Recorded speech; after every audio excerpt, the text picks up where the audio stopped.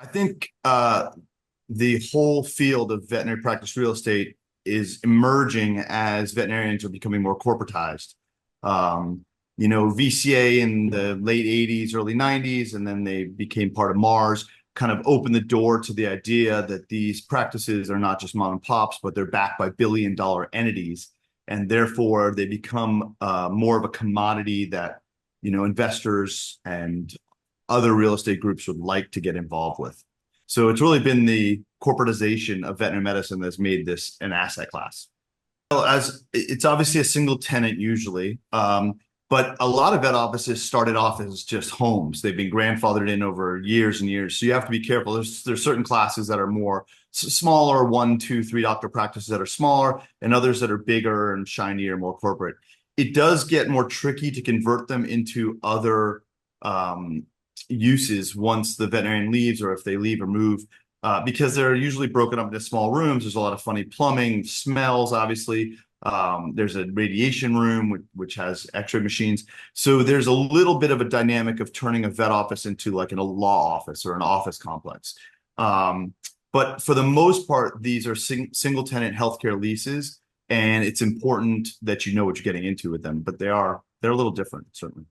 I've been an entrepreneur for a while. I still practice as an emergency vet. I sold my clinic in December of 21, started Hound with a business partner in 2019.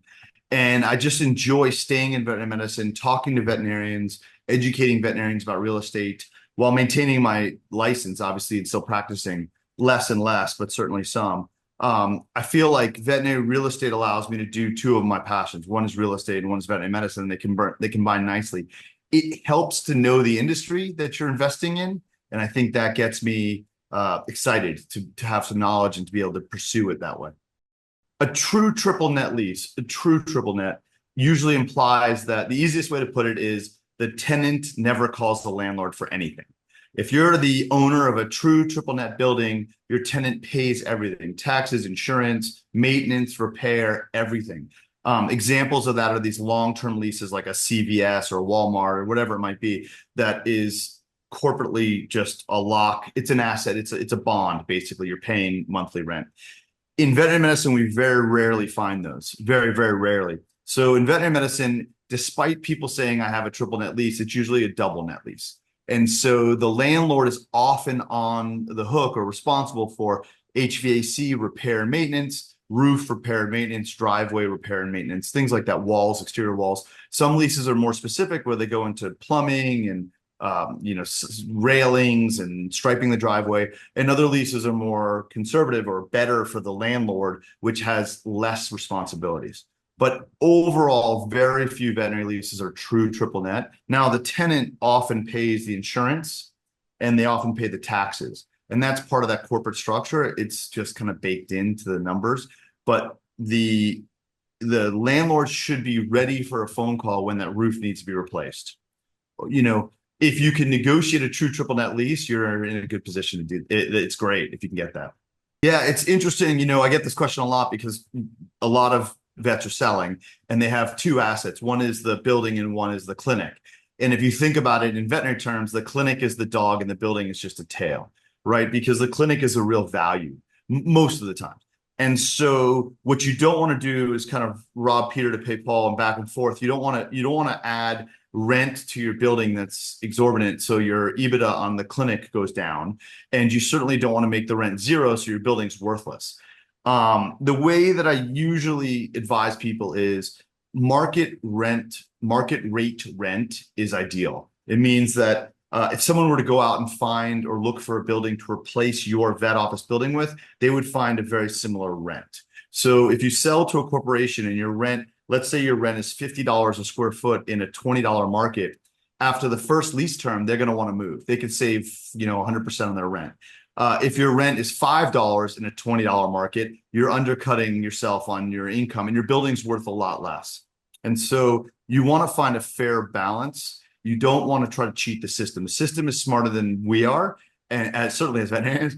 And so we want to find a rent number that corresponds to the regional average. And you can find that by calling a realtor. You can go on Crexi or CoStar or Zillow or one of these companies that'll do it. But more importantly, you might even be able to Google it now with AI. Just want to be within that range of medical office space. So you're not an outlier.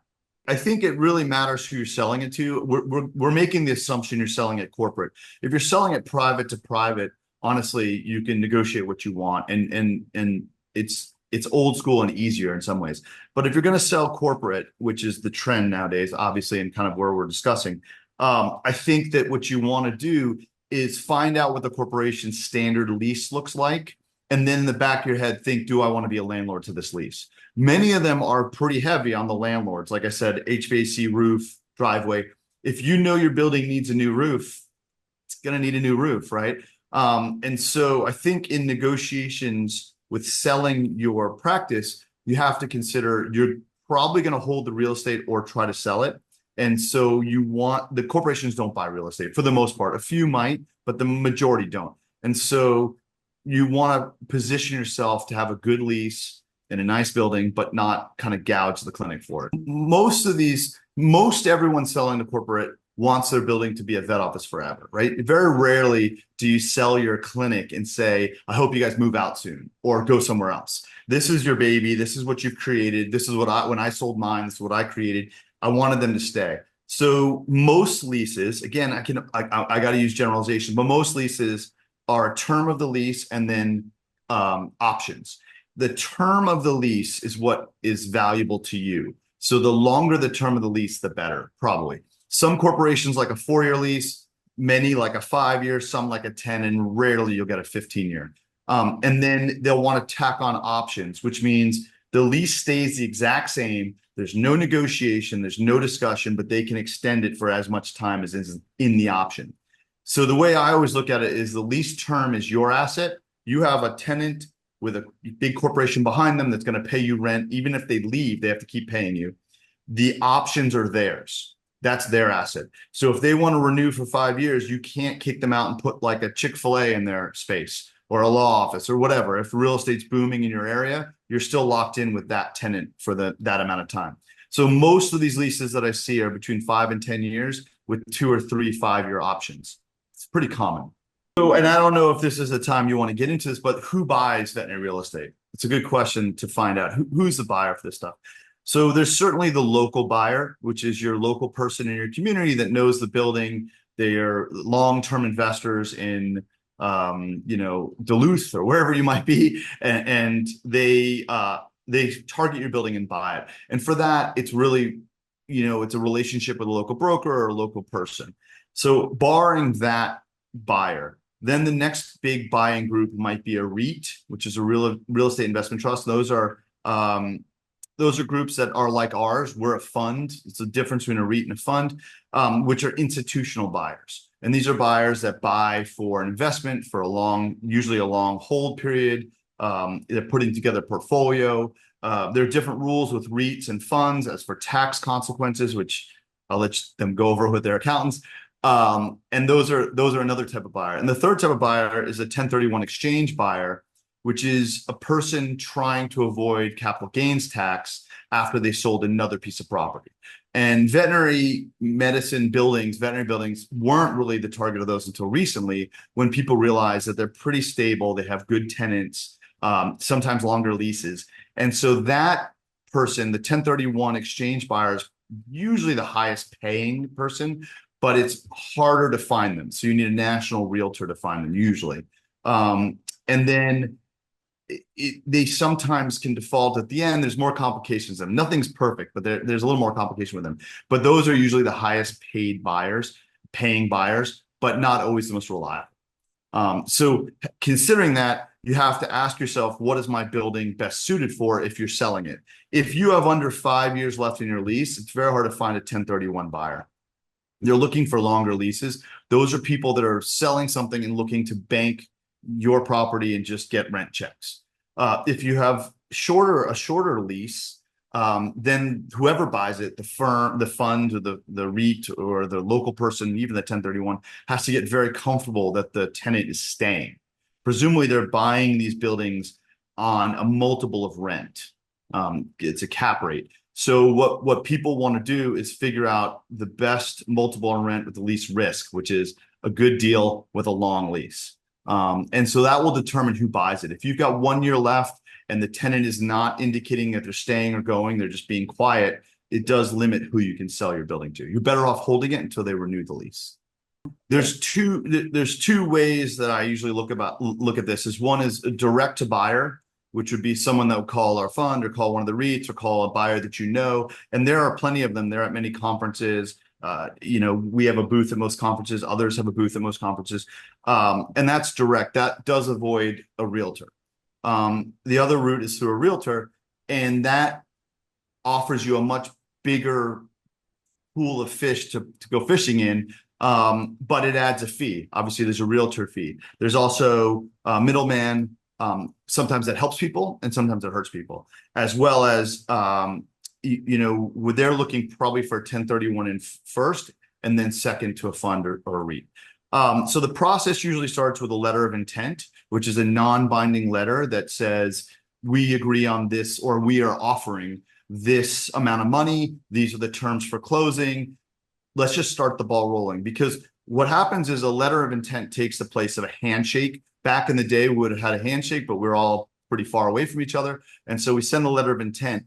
If that's agreed upon, which is basically the price and the terms, the quick terms, then the buyer often triggers a purchase and sale agreement, which is a legal document that costs money, right? Your lawyer has to create it. There's a lot of detail to it. So we want to have a handshake that we agree on price before we get a purchase and sale agreement. Once a purchase and sale agreement is made by one side, which is the buyer side, it's got to go to the other side. I always recommend people get lawyers, and I recommend you, no pun intended, vet your lawyer. You don't need the best lawyer in downtown Manhattan. This is a pretty simple real estate transaction. And so you want a lawyer you trust who's not going to kind of gum the deal up, right? Their job is to protect you as well as make sure it's fair on both sides and protect both sides. Once the purchase and sale agreement is agreed upon by both parties, signed, then you start a due diligence period. And that can be any amount of time that you agree upon with the buyer. Most people want 30 to 45 days or more. If it's some emergency quick sale, you can do it shorter, but it's harder to get the studies in. Institutional buyers like myself or REITs will often want title insurance, an environmental survey, an inspection, probably a zoning, confirmation that you're within conforming zoning, as well as a few other things. So it's a third-party set of studies, and they're just out there to run. And that maybe it takes 30 days. After that, usually there's a closing within another 21 or 30 days. That closing depends if the buyer is getting financing, because the bank can slow that down, or if the buyer's paying in cash, or if you're turning your building into a REIT. You're converting it into a REIT. All those things can be variables, but average, I would say, is about a 60-day closing, 45 to 60 days. And it depends who you sell to. But the process is very similar in the sense that your building has to stand up to a few basic tests.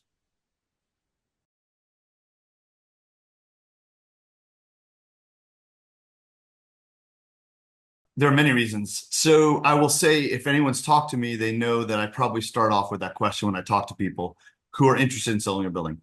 I probably talk 50% out of the people who call me, talk 50% of the people who call me out of selling their building, to hold their building.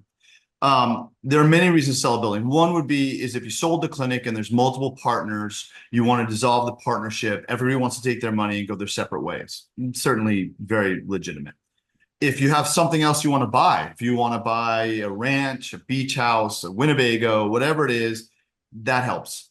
If you're getting of the age, you have to think about estate planning. That's a reason to sell your building for sure. Your kids or your grandkids or your heirs may or may not want the responsibility of being a landlord. They may prefer cash. Most kids and grandkids and spouses do.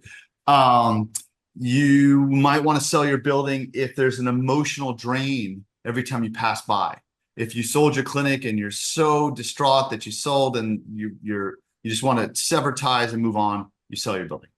The last reason I see a lot of is people leave the area. None of the above reasons. They sold their, and I'll pick on Duluth again. I think I picked on them last time. If you have a building in Duluth and you retire to Florida, do you want to manage a building in Duluth? And the answer is you probably don't. Management from afar is not easy. REITs and funds like us, institutional investors are prepared for it. We have staff for that. If you have a one-off building, it's very hard to go fix the roof or the parking lot or pay the taxes or whatever it might be. And so I think it makes it easier. So those are the easy ones. I mean, there are more that I'm sure I haven't thought about. But those are the real reasons most people do it. But having said that, if you're 45 years old and just sold your clinic for a real large amount of money, you may want to sit on your building for a while and earn income on the rent. So it's complicated, obviously, and there's trade secrets in there. But most investors value building as on the rental income, right? We talked about longer leases, and these buildings tend to stay vet offices. So let's just say we bought a building and it produced $100,000 a year in rent, and they have a 10-year lease and 2 5-year options. So for 20 years, you're going to get $100,000 plus any escalators if there's a escalation for inflation, and there's nothing you can really do about it. You can't kick the tenant out for anything other than egregious reasons, and the tenant hopefully will stay. So you have to think of these almost like a long-term bond or long-term investment option. And so when you value that, one of the things you take into consideration is what are interest rates today? So if interest rates are particularly high, then a federal bond might be paying a really nice rate, 4 or 5%. And this building it's got risk, it's got roofs, it's got tenants leaving, it's got natural disasters. So it doesn't equal a federal bond. So we add a risk profile above it. So it depends on what the interest rates are. Also, most investors, true investors, are going to probably put some debt on the building, leverage the building. And so if your mortgage rate is 3%, you can actually pay more. And if your mortgage rate is 5%, you pay less, right? So to value these buildings, there's a lot of different elements, including the risk of the tenant, the amount of what we call leakage, or the amount of work the landlord has to do: roof, air conditions, driveways. I'll repeat those three ad nauseum. The stability of the tenant. How good is the tenant? Are they going to stay? How many vets they have? The number one thing that these offices close because of is probably lack of veterinarians. There's a nationwide shortage. And so if you buy a clinic with one vet, is that person going to retire, get sick, move away? And then the corporation may have all the good intentions of the world to stay, but they want to leave, right? So basically it's risk and reward, like everything in the world and nature. But this is where you start with your reward has to be above what we call a safe investment, mutual fund or a bond, and then add risk and reward that way.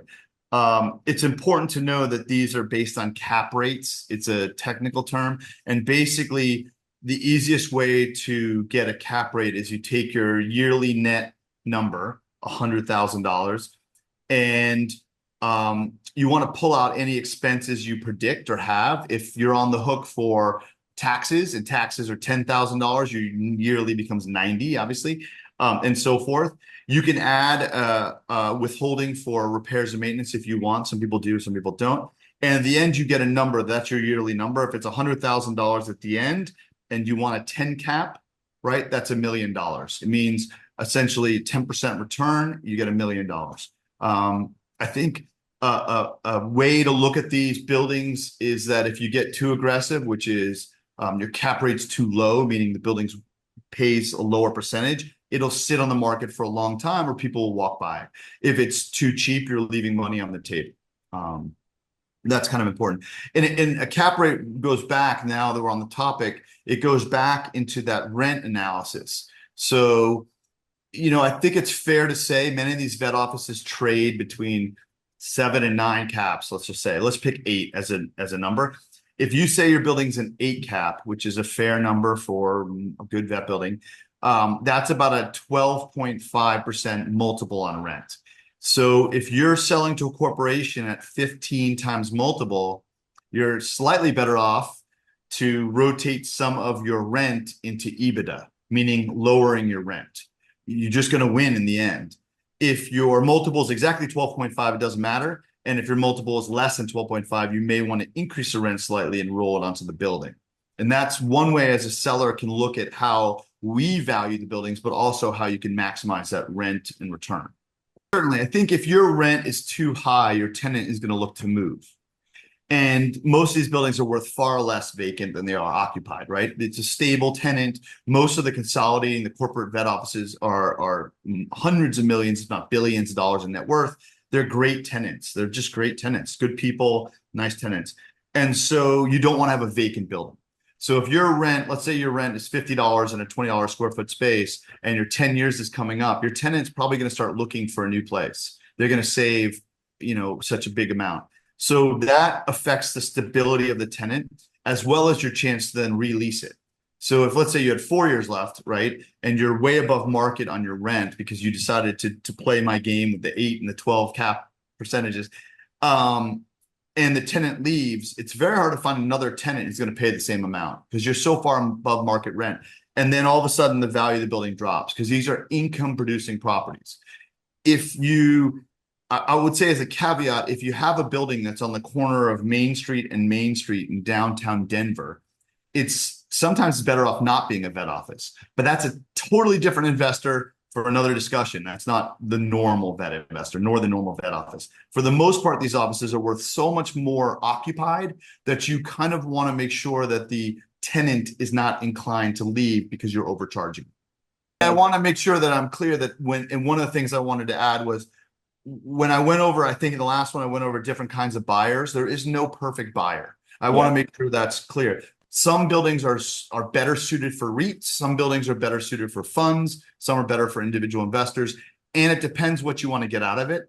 When we go back to why people sell, if people are selling to get cash, it's certainly it's harder to do that if you give your building to a REIT in exchange for REIT shares. That's not really cash.